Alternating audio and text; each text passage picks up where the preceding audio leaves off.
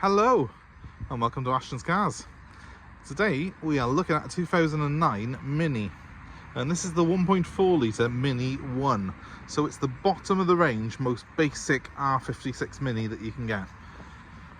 As I say, it's a 2009, but it's done a low mileage, this car. It's only done 78,000 miles in its 15 years, so well below the average. It's in overall good condition. A couple of very small little marks on it. I'll walk you through them in a second, but overall a nice little car for someone, and these ones have got the cheap insurance, so ideal for someone who's perhaps looking to learn to drive, or maybe just needs something that's economical and cheap to run about in, but still got a bit of style to it because, well, it's a Mini. And the good thing about Minis is that there's not really that much cosmetic difference between this Mini One and a Mini Cooper. In fact, I've got to look at the logbook most of the time to see which one's which. The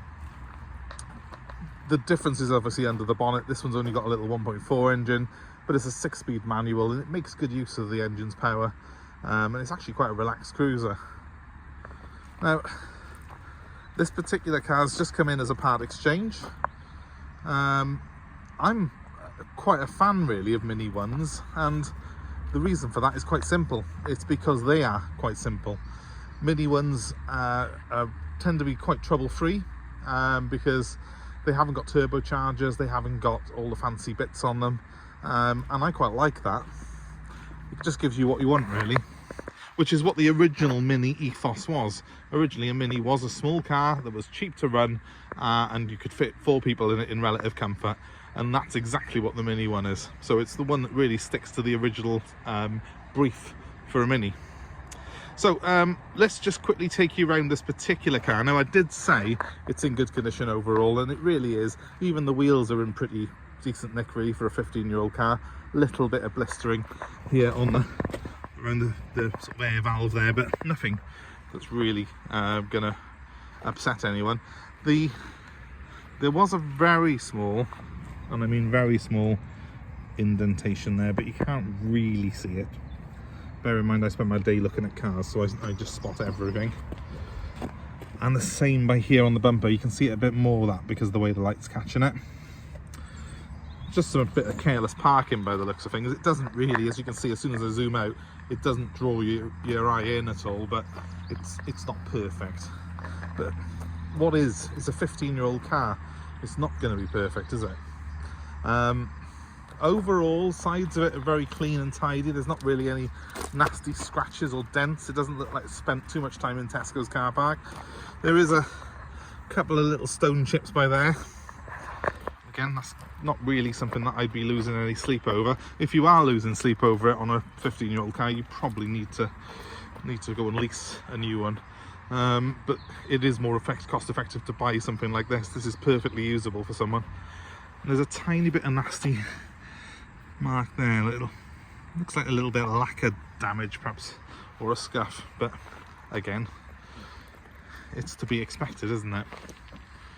Overall, it's a great car, and from a couple of paces away you really don't see any of those marks. It just looks very clean, very tidy, well presented, and the same goes for the inside, to be honest with you. I'll just quickly show you the boot.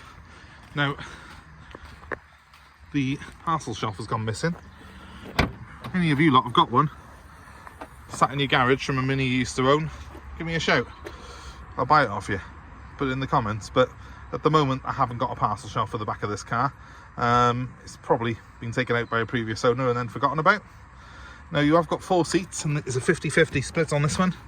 As you can see, not massive legroom, but enough. You can get 4 adults in this car in relative comfort, as I said. And while the boot's not the biggest, it is quite a nice wide opening on it, and I think it's about 230 litres of boot space on this particular car, without getting too nerdy on you. Oh, that was the other thing, bit of lack of damage there as well. That's probably the worst bit actually on the car, and somehow I missed it. So it just goes to show how overall how clean this car is when you walk around it, because I didn't even notice that bit when I was walking around. Anyway, let's have a look inside. Ta-da! Cloth seats, a 2-spoke wheel. I mean, that's kind of a bit of a giveaway that it's one of the more basic models, although I think the basic Cooper on the R56 has only got cloth seats as well. And you've got the proper central speedo and that nice little rev counter there, just like you get in the Cooper really. 6-speed manual like you get in the Cooper.